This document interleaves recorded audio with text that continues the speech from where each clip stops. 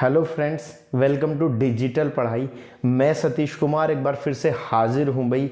इन जो एक्सरसाइज चल रही है ना हमारी नाउन की, इसको लेकर के नए वीडियो के साथ में। दोस्तों पिछले वीडियोस में हमने 45 तक क्वेश्चंस को किया और इसी तरीके से हम लोग हर वीडियो में लगभग 10-12 क्वेश्चंस को हम लोग करते हुए जा रहे हैं भाई। इसी तरीके से धीरे धीरे एक एक वीडियो में आप लोग देखते रहिएगा कि किस तरीके से चीज़ों को डिटेक्ट किया जाता है भाई, चीज़ों में एरर को खोजा जाता है या कहें तो एरर को डिटेक्ट किया जाता है। इस तरीके से जो MCQs हैं वो जब आपको मिलते हैं तो कई बार आपको क्वेश्चन में एरर डिटेक्ट करने में बहुत परेशानी होती है अभी। और परेशानी का जो मूल कारण होता है, जो रूट रीज़न होता है, जो प्रिंसिपल रीज़न होता है भैया, वो सबसे बड़ा ये है कि आपने बेसिक नहीं पढ़ा है। आपको बेसिक में कहीं ना कहीं कमजोरी है भाई भी। इसीलिए तो बार बार मैं कहता हूँ भाई, एक बार अपना बेसिक क्लियर कर लीजिएगा, फिर जैसे ही आप लोग आगे बढ़ेंगे आपको सारे क्वेश्चंस में एरर डिटेक्ट करने में, यानी कि जिसमें एरर है उन क्वेश्चंस में एरर डिटेक्ट करने में कोई प्रॉब्लम नहीं होगी। आप आसानी से सारे के सारे क्वेश्चंस में एरर डिटेक्ट कर सकते हैं जिसमें एरर है। चलिए दोस्तों चलते हैं क्वेश्चन नंबर 46 की तरफ और देखते हैं आज इस वीडियो के माध्यम से कि इन क्वेश्चंस में किस तरीके की एरर्स हैं। अगर आपने मेरी वीडियोस के माध्यम से बेसिक को पढ़ा है तो मैं एक बार आपको स्क्रीनशॉट लेने का मौका देता हूं। भैया आप स्क्रीनशॉट लीजिएगा और एक बार खुद ये 10 के 10 क्वेश्चंस को करके देखिएगा, तो शायद ज़्यादा से ज़्यादा क्वेश्चंस आपकी पकड़ में आ जाएं। चलिए दोस्तों, ये रहा स्क्रीन पे आपके सारे के सारे क्वेश्चंस और अब हम लोग लेकर के चलते हैं भाई क्वेश्चन नंबर 46 से। और क्वेश्चन नंबर 46 कहता है भाई, the crowd of angry shopkeepers, जो भीड़ थी एंग्री यानी कि नाराज शॉपकीपर्स की जो भीड़ थी, the crowd of angry shopkeepers ordered, जो नाराज शॉपकीपर्स की भीड़ है उसने भाई ऑर्डर किया। क्या ऑर्डर किया? द क्लोजिंग ऑफ शॉप्स, कि भैया जो दुकानें हैं वो बंद हों, यानी कि दुकानों को बंद करने का ऑर्डर दिया। किसने? जो शॉपकीपर्स की एंग्री भीड़ थी, जो शॉपकीपर्स की नाराज भीड़ थी। तो भैया एक चीज आपको बता दूं, जब भी हम लोग एंग्री का भाव लेकर के आते हैं ना, तो भैया जो नाराज होता है ना, उस भीड़ के लिए तो हम मोब का प्रयोग करते हैं भाई, क्राउड का प्रयोग नहीं करते। दोबारा से इस चीज को सुनिएगा, अगर आप लोग किसी के एंगर की बात करते, नाराज भीड़ की अगर आप लोग बात करते हैं, तो आप लोग मोब की बात करते हैं, ना कि क्राउड की। तो हमारे क्वेश्चन नंबर 46 में ए में जो है वो एरर डिटेक्ट हुआ है अभी। नंबर 47 देखते हैं हम लोग। वी लेफ्ट आर लगेजेस, भाई हमने तो हमारा सामान छोड़ दिया। कहाँ? At the railway station. भाई रेलवे स्टेशन पे हमारा तो सामान छूट गया। इस क्वेश्चन का जो अर्थ है वो ये निकलता है। दोस्तों मैंने आपको बताया था काउंटेबल अनकाउंटेबल में कि भैया जो लगेज नाम का वर्ड होता है ना, वो तो अनकाउंटेबल होता है भाई, इसमें लगेजेस लगाने की जरूरत नहीं है, यानी कि एस लगाने की जरूरत नहीं है। Luggage is already a word as uncountable. भैया अनकाउंटेबल के जैसा एक वर्ड है, कहें तो अनकाउंटेबल वर्ड है, तो भैया लगेज इस्तेमाल होगा, लगेजेस इस्तेमाल नहीं होगा। आते हैं दोस्तों क्वेश्चन नंबर 48 की तरफ। क्वेश्चन नंबर 48 कहता है अभी, वेयरिंग पायजामा इज कंसिडर्ड, भाई पायजामा पहनना माना जाता है। कैसा माना जाता है? Good for legs. भैया पायजामा पहनना ना टांगों के लिए अच्छा माना जाता है अभी, क्योंकि भाई टांग खुली खुली रहती हैं, अच्छा फील करते हैं आप लोग देखिएगा। यहाँ मैंने आपको जब बताया था कुछ ड्रेसेस और आर्टिकल्स के नाम मैंने आपको बताए थे कि जो हमेशा ही प्लूरल में प्रयोग किए जाते हैं। भाई उसमें पैंट्स भी था, उसमें जीन्स भी था, उसमें शॉर्ट्स भी था, उसमें टाइट्स भी था और भैया उसमें पायजामाज भी तो था। तो आप कैसे भूल सकते हैं कि पायजामाज ही प्रयोग किया जाने वाला वर्ड है, पायजामा नहीं। तो आपको जनरली हम हिंदी में पायजामा बोल देते हैं, लेकिन इसका अर्थ क्या है, क्यों ये पायजामाज बोला जाता है? भाई वन साइड ऑफ दैट अगर हम लोग उसके एक साइड की बात करें तो दैट इज कॉल्ड पायजामा, लेकिन मुझे नहीं लगता भी कोई एक साइड पहनता, दोनों साइड मिलकर के हो जाता है भाई पायजामाज। इसीलिए एक साइड पायजामा, दोनों साइड मिल गई तो भैया हो जाएगा वो पायजामाज। अब भाई जनरल सी चीज़ है, कोई एक साइड तो नहीं पहनता होगा, कोई एक साइड में तो अपनी टांग फंसा करके नहीं चलता होगा भाई, इसलिए हम लोग पायजामा नहीं पायजामाज का इस्तेमाल करते हैं। Wearing pyjamas is considered good for health. अब बहुत सारे स्टूडेंट्स के मन में एक चीज आएगी, भाई अगर यहां पायजामाज कर दिया जाए तो चूंकि ये सब्जेक्ट और ये उसका वर्ब, तो भैया वर्ब भी प्लूरल होनी चाहिए। तो आपको मैं बता दूं, वियरिंग जो है वो यहाँ एक सब्जेक्ट है और उसको सिंगुलर मान करके हम उसके साथ सिंगुलर ही वर्ब का प्रयोग करेंगे। भाई वैसे तो मैं आपको बता दूं, जीरंड और इन्फिनेटिव का एक पोर्शन आता है इंग्लिश के अंदर, वहाँ ये क्लियर हो जाता है कि जीरंड एज अ सब्जेक्ट और इन्फिनेटिव एज अ सब्जेक्ट। तो जीरंड जो है वो एक सब्जेक्ट का यहाँ रोल लेता है और उसके हिसाब से चूंकि उसको सिंगुलर माना जाता है, इसके लिए उसके साथ भी प्रयोग किया जाने वाला जो वर्ब है वो भी सिंगुलर ही रखा जाता है। चलिए दोस्तों चलते हैं 49 की तरफ। माई माउथ वाटर्ड, भाई मेरे मुंह में तो पानी आ गया। कब आ गया? व्हेन आई सॉ, जब मैंने देखा, अ bouquet of grapes.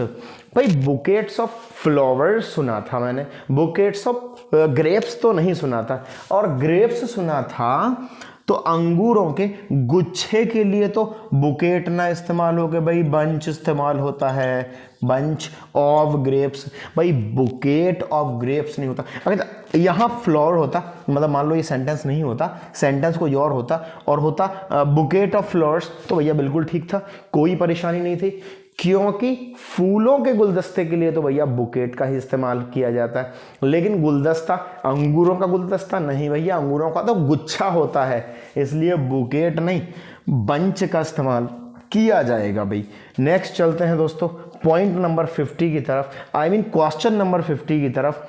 His step sons, जो उसके स्टेप सन्स हैं, जो उसके सौतेले बेटे हैं, हु लिव्स इन पुणे, जो पुणे में रहते हैं, has come to stay with him, भैया उसके साथ रहने के लिए आ गए वो। तो दोस्तों एक बहुत छोटी सी चीज़ आपको यहाँ समझ में आ रही होगी, नहीं आ रही तो भाई मैं बता रहा हूँ।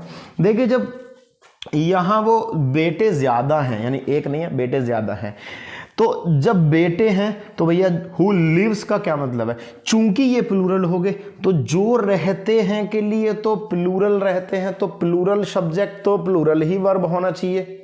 और प्लूरल वर्ब तभी होता है जब वो एस के बिना होता है। लेकिन एक बार और देख लेते हैं, आगे चल के कोई दिक्कत तो नहीं है। हिज स्टेपसन्स, उसके जो बेटे हैं सौतेले, हु लिव्स, लिव्स तो गलत है भाई, लिव करना पड़ेगा हमको, इन पुणे हैज कम।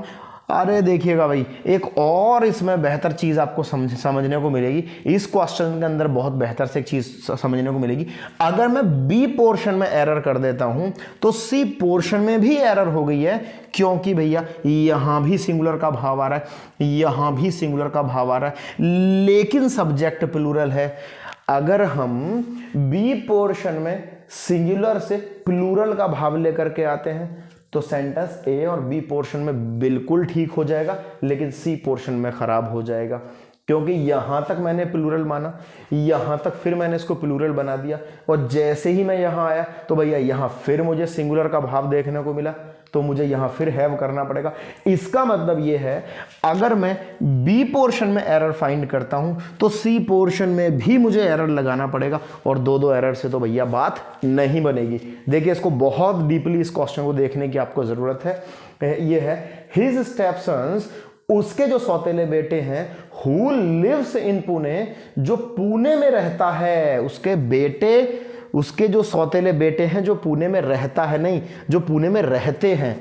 तो भैया अगर मैं यहां से हटा दूं एस को तो भी यहां एरर रह गई है, क्योंकि अगर वहां प्लूरल यहां प्लूरल तो भैया यहां भी हैज का हैव होना चाहिए, तब जाकर के सेंटेंस ठीक बनेगा। His stepsons who live in Pune have come to stay with him, तो भैया बिल्कुल ठीक हो जाएगा, उसके साथ रहने के लिए आ गए वो बेटे उसके जो पुणे में रहते हैं। लेकिन आप एक बात बताइएगा, ऐसी सिचुएशन कि भैया बी में एरर फाइंड करूं तो सी में भी एरर का सही करनी पड़ेगी। इससे तो एक काम ना करें, चूंकि यहां सिंगुलर तो भैया सब्जेक्ट को भी सिंगुलर बना लीजिएगा, कोई किसी प्रकार की प्रॉब्लम नहीं है। क्योंकि अगर हम बी पोर्शन में एरर देखते हैं तो सी पोर्शन में भी हमको सही करना पड़ेगा, और दो आप लगाएंगे तो भैया आपका ऐसे भी गलत हो जाएगा। इसलिए तो अच्छा है बी के हिसाब से सी को सही मत करो, बी और सी के हिसाब से ए को सही कर लो। माने यहां सिंगुलर और भैया सब्जेक्ट को भी कर दो सिंगुलर, तो भी सेंटेंस बिल्कुल ठीक हो जाएगा भाई। जैसे his stepson who lives, अब मैं वापस से वही कर रहा हूं जो था, his stepson who lives in Pune, उसका सौतेला बेटा जो पुणे में रहता है, has come to stay with him, भाई वो तो आ चुका है उसके साथ रहने के लिए। दोस्तों इस वाले क्वेश्चन में तो बहुत ही डीप चीजें हमको देखने को मिल रही है। क्वेश्चन नंबर 51 की तरफ चलते हैं भाई। दीज काइंड ऑफ शर्ट्स, इस प्रकार की जो शर्ट हैं, आर रेदर एक्सपेंसिव, भाई मतलब एवरेजन एक्सपेंसिव है, एवरेजन वो जो है थोड़ी महंगी है, फॉर हर टू बाय, उसके लिए खरीदने को वो महंगी है। रादर मतलब होता है भाई ना कम ना ज्यादा, मतलब एवरेजन महंगी है भाई, मतलब ज्यादा महंगी नहीं है लेकिन कम भी महंगी नहीं है। लेकिन दोस्तों एक चीज आपको दिखाई दे रही है, दीज के साथ में आप जानते हैं ना, दीज और दोज दोनों प्लूरल नाउन को दिखाते हैं भाई, और दिस और दैट ये दोनों भैया सिंगुलर नाउन को दिखाते हैं। हमने लगाया भैया दीज के साथ में काइंड नहीं आएगा, दिस होता तो भैया चल जाता, लेकिन दीज है तो दीज के साथ में तो हमको काइंड्स लगाना पड़ेगा भाई। These kinds of shirts are rather expensive for her to buy, भाई इस प्रकार की जो शर्ट्स हैं उसके लिए एवरेजन महंगी हैं फॉर खरीदने के लिए। नेक्स्ट चलते हैं दोस्तों 52 की तरफ।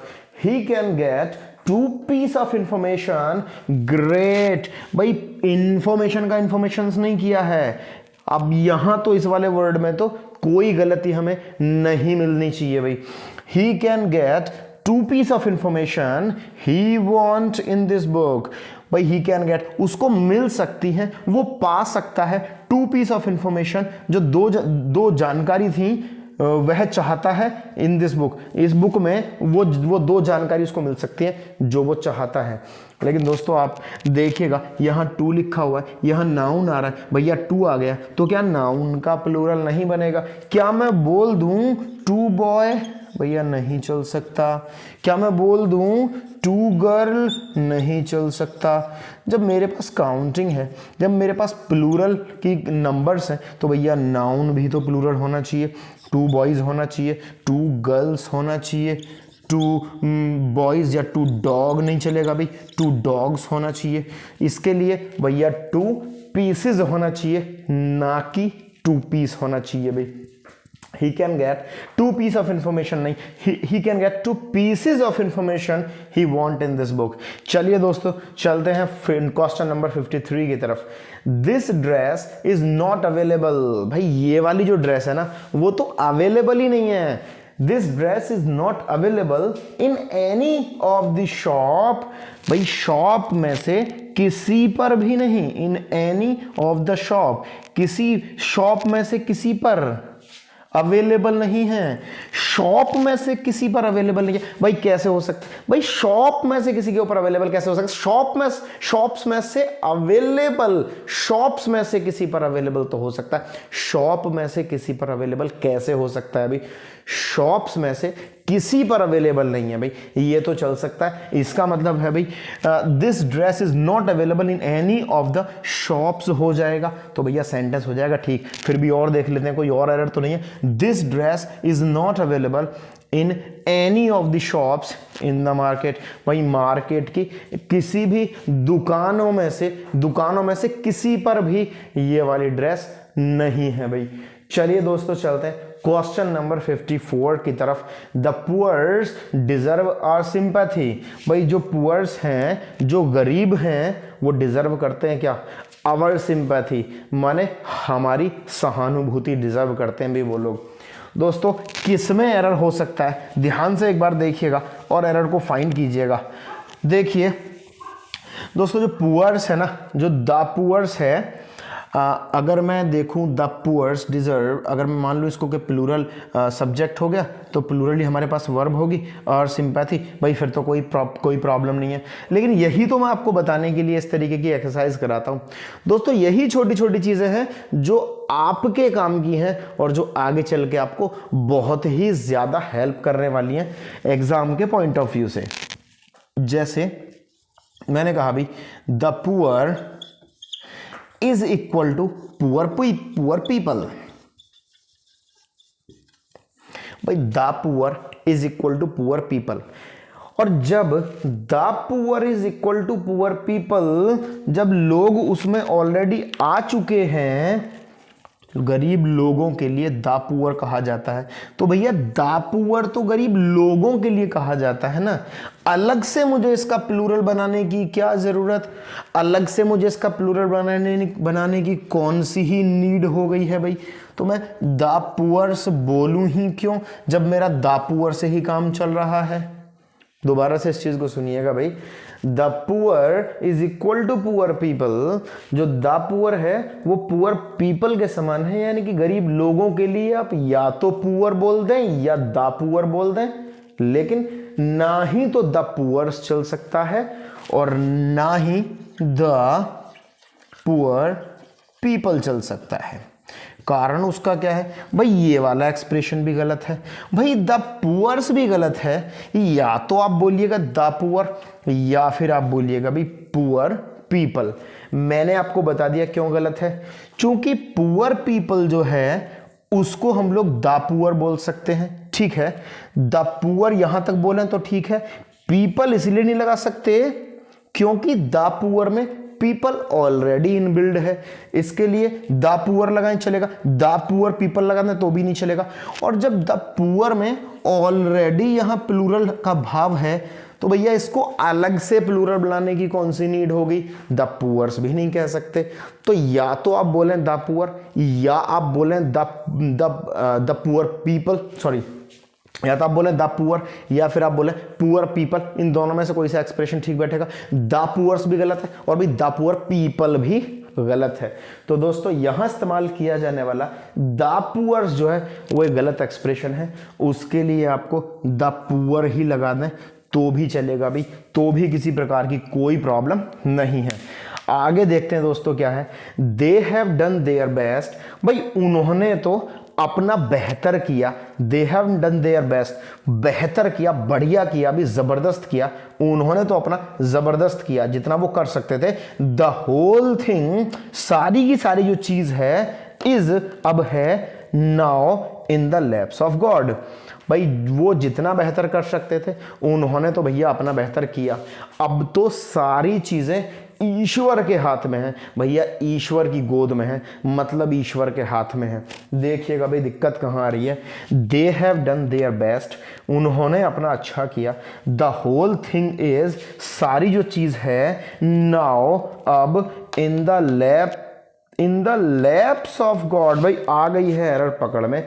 भैया लैप मीन्स तो अकेला ही गोद होता है, तो एस लगाने की क्या जरूरत है, लैप्स लगाने की जरूरत नहीं है भाई, लैप कर दीजिएगा, इन द लैप ऑफ गॉड हो जाएगा, तो भी सेंटेंस में कोई प्रॉब्लम नहीं बचेगी। They have done their best, they have done their best, the whole thing is now in the lap of God, भैया वो तो अपना बेहतर कर चुके हैं और अब तो जो जितनी भी सारी की सारी चीजें हैं वो सारी की सारी ईश्वर के हाथ में है, ईश्वर की गोद में है भाई।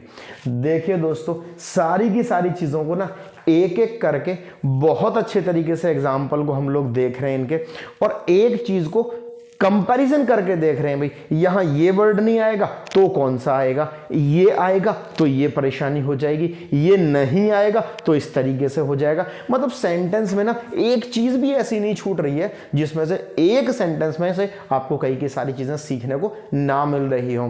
तो दोस्तों इसीलिए तो मैं कह रहा हूं आपसे भाई लगे रहिएगा पूरी वीडियो में, शुरू से लेकर के लास्ट तक वीडियो देखिएगा, बहुत कुछ मिलने वाला है भाई आपको। और मैं तो ये कह रहा हूं अभी तो एक्सरसाइज चल रही है नाउन की, हम लोग बढ़ते जाएंगे अभी प्रोनाउन की तरफ, यूं ही बढ़ते जाएंगे एडजेक्टिव की तरफ, वर्ब की तरफ, एडवर्ब की तरफ, कंजंक्शन, इंटरजेक्शन, प्रीपोजिशन की तरफ। दोस्तों इसी तरीके से आप लोग लगी रहिएगा हमारे साथ इंग्लिश के कंप्लीट सोल्यूशन के लिए। भाई वीडियो से अगर आपको कुछ मिला है भैया कीजिएगा इसको लाइक, किसी के काम की अगर आपको लगती है, ऐसे किसी व्यक्ति के काम की, ऐसे किसी स्टूडेंट के काम की जिसको सीखना है भी इंग्लिश को बिल्कुल बेसिक से और हिंदी माध्यम से, तो कर दीजिएगा उसके साथ इस वीडियो को शेयर।